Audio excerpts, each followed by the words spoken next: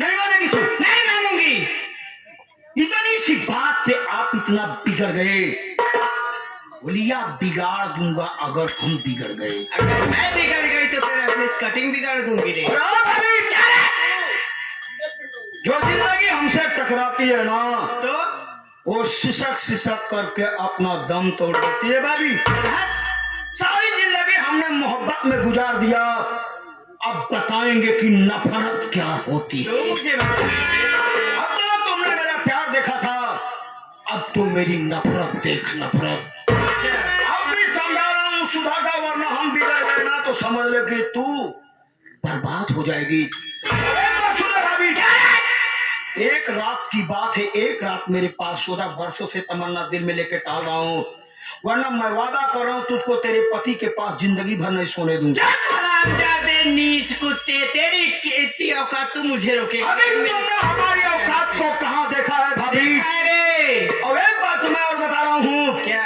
हो सके तो आज के बाद अब से हमसे बच कर रहना। क्या करेगा तू? क्योंकि जहाँ नींबू नहीं जाता मैं पूरा नारियल घुसेड़ता हूँ। नारियल नींबू में दोनों फोड़ डालती हूँ रे। नहीं मानेगी?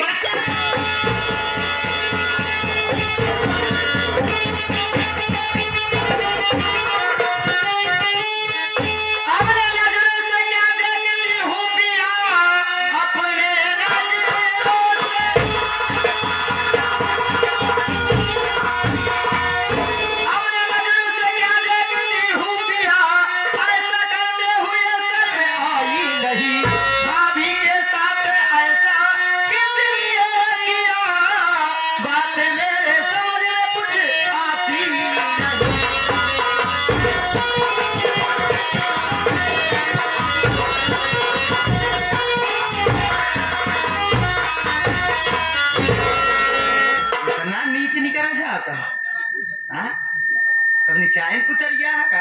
हाँ भगवान, सम्मानित आदमी आज हमारा अपमान हो रहा, हमारे सम्मान में सब लोग बैठे हुए हैं। अरे बाप रे बाप, जमालपुर में हमारा इतना सम्मान है, आज तुमने हमारे सम्मान को मिट्टी में मिला दिया है। ये देखो, मुझसे मत पूछो, मैं सम्मानित आदमी हूँ, जो भी कुछ पूछना है उसी से पूछो, मैं भगवान ये क्या हो रहा? पहले तो औरतों की इज्जत लूटी जाती थी,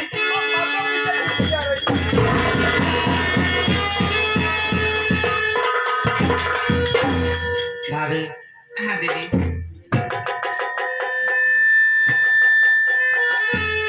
छुआ खिड़की मचावा चीन चमार के बैठा रहा, आज मारा बसड़ा हुआ मेघा जवन हाने भाई सुनब साहब।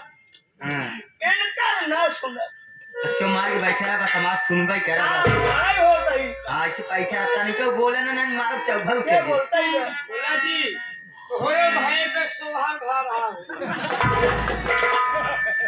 नरवा तोहरे घरे वाले काटे गए।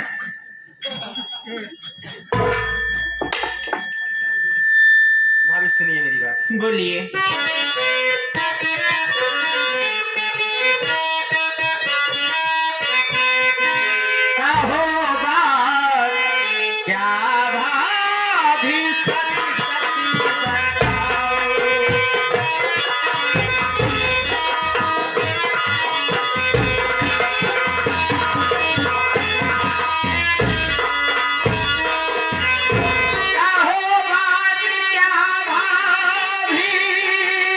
सच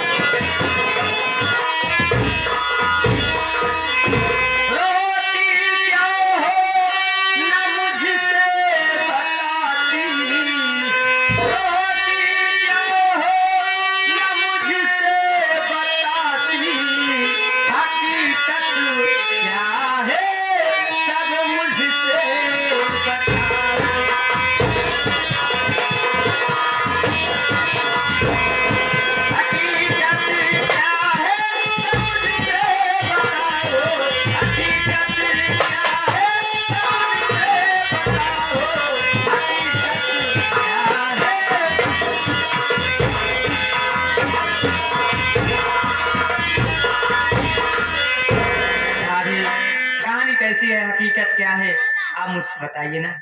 सुनिए दीदी। बोलिए।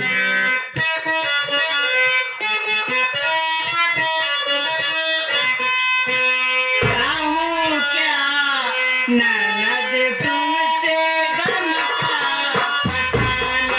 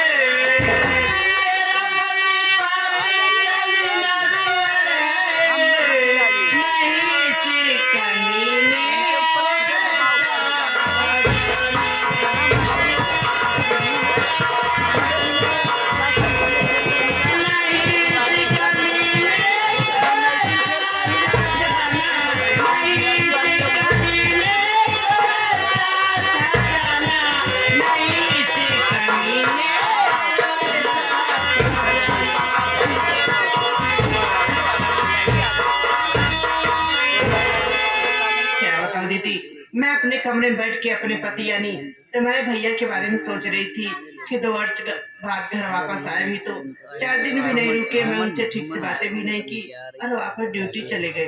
पता नहीं कभी हरामजादा मेरे कमरे में आया। मैं अचानक देख चौक पड़ी। फिर मैं इससे बोली क्या उन्हें ट्रेन में सीट मिल गई थी? तो हरामजादा बोला कि हाँ उन्हें तो ट्रेन में सीट मिल गई थी, तुम्हें बताओ कि मुझे सीट कब मिलेगी। तो मैं सोची शायद ये भी कहीं जाना चाहता हो। फिर मैं इससे बोली क्या तुम कहीं जाना चाहते हो? अगर तुम कहीं जाना चाहते हो तो बताइए, मैं सावन जी से कह के आपका भी टिकट कंफर्म करा देती हूँ, आपको भी सीट मिल जाएगी। ये हरामजादा मुझसे उल्टी सीधी बातें करने लगा दीदी। जब मैं बोली कि आने दो दीदी को, मैं सारी बातें बताऊंगी, तो हरामजादा बोला कि मैं उसे 500 रुपए दे के मार्केट भेज दिया हूँ और मैं इसी दिन का इंतजार कर रहा था। उसके आने से पहले मैं बलात्कार करूंगा, मेरे साथ जबरदस्ती कर रहा था दीदी। ठीक है भाभी, मैं बात करती हूँ। कहाँ हो सन्यासी महाराज?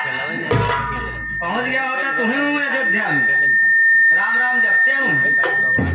खतगी मचाई दी यार, इतना निचाई उतर गया।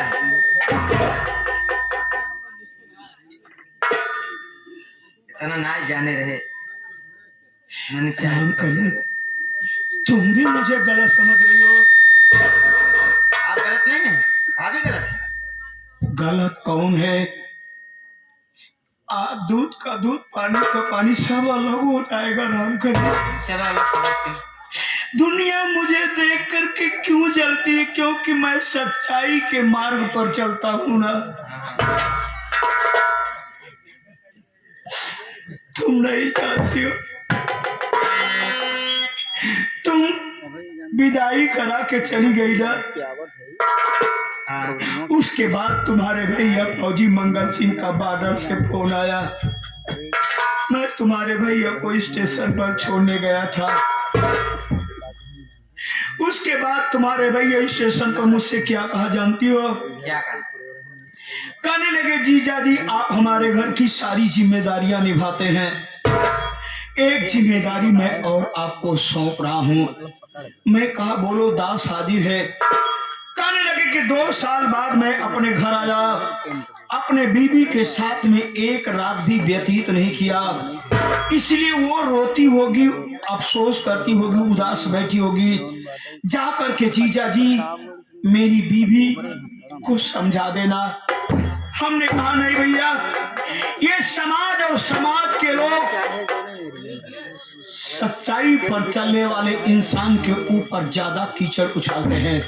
ये जमाना, अगर मैं आपकी पत्नी को आपके कमरे में समझाने जाऊंगा तो ये जमाना और जमाने के लोग यही कहेंगे कि तूफान सिंह का कैडर ठीक नहीं है। लेकिन उन्होंने कहा कि नहीं, मुझे तुम पर विश्वास है। हमने कहा भैया जब आप विश्वास मेरे ऊपर रखे हैं तो मैं विश्वास पर बिल्कुल खरा उतरूंगा। आया, देखा, हकीकत में भाभी माँ कमरे में उदास बैठी रो रही थी। मैंने कहा भाभी माँ आप क्यों रो रही हैं? अपने पति का इंतजार कर रही है ना, जैसे आपने 2 साल इंतजार किया, कुछ महीने और इंतजार करिए, आपके पति जल्द आने के लिए बोले हैं, सब्र करिए। कहने लगी नंदोई जी अब सब्र नहीं होता है, सब्र का बांध टूटा जा रहा है, इसलिए चलो हम दोनों मिलकर के विसर्जन करते हैं। हमने कहा भाभी दशहरा तो बीत गया, दुर्गा माँ का विसर्जन तो हो गया। मैं कुछ समझा नहीं। कहने लगी अरे नीच। इन्होंने कहा अरे नंदोई जी विसर्जन का मतलब ये है कि दुनिया की निगाह में हम तुम नंदोई और सरहद रहेंगे, अंतर ही अंतर हम तुम पति और पत्नी की तरह जिंदगी बिताएंगे। मेरा पति नीच कुत्ता नीच कुत्ते, मेरे पति विषय में एक शब्द मत बोले, नहीं हालांकि मैं हाथ डाल के तेरी जुबान खींच लूंगी कुत्ते। भाभी मैं खड़ी हूँ, बात कर रही हूँ। रहने दो रामकली, जितना जिसको मालिक दिमाग देता उतना ही तो बोलेगा। चलो दिमागदार बोलिए। हमने कहा नहीं ऐसा नहीं हो सकता है, मैं अपनी पत्नी के साथ गद्दारी नहीं कर सकता। अरे दुनिया की हर पत्नियां जिस तरह से पतिव्रता होती है उसी तरह से दुनिया का मैं अकेला पुरुष हूँ पत्नी व्रता।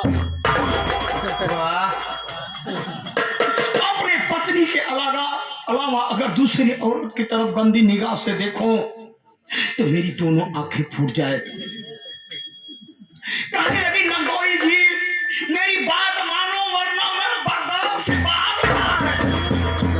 हमने कहा नहीं भाभी नहीं ऐसा नहीं हो सकता है। कहने लगी नीच अगर नहीं बात मानेगा तो इसका अंजाम बुरा पाएगा। हमने कहा कुछ भी हो कैसे हमारी पत्नी हमारे लिए ऐश्वर्या राय से भी कम।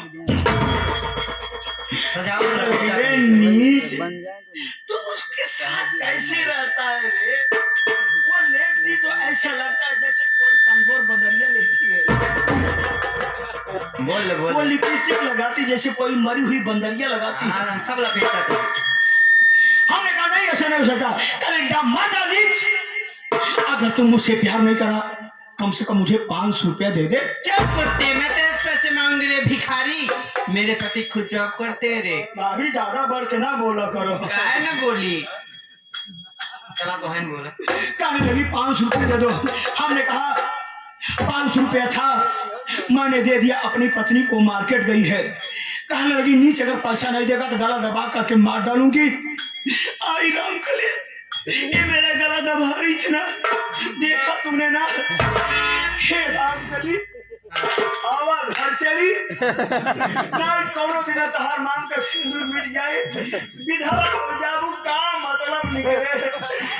ससुरारी ना ससुरारी राय का मतलब है तो सरहद राखा तो ठीक है। ओके यार राय के जरूरत नहीं बा, अपन बोरिया बिस्तर बांध और निकल हमारे घरे से। ए मंगल बाबू कहां बे हरा है तो हरे यार रहा बिना बहुत राजीव ना आई है। काय बते हया तो हार भतार कुल कहा थे।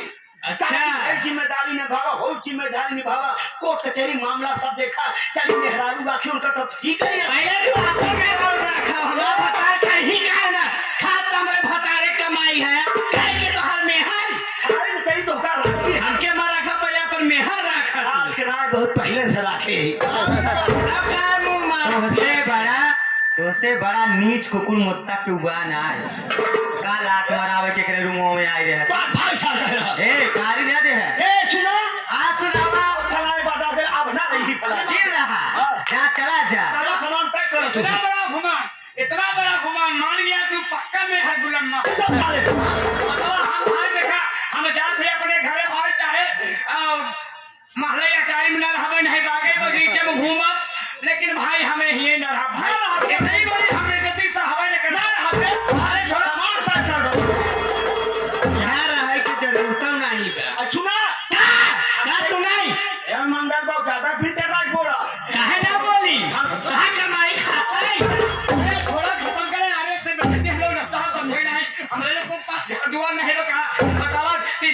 ठीक कुकुरम चलवावत है अरे साले कुकरम करवावत है, विक्रम चलवावत है। विक्रम चलवावत है हम लोग। हम इतना दिन नहीं गिरावत है। देखा फूफा सब सामान भरे है, अब वो सामान भरे कोनो सामान बाकी रहेगा सब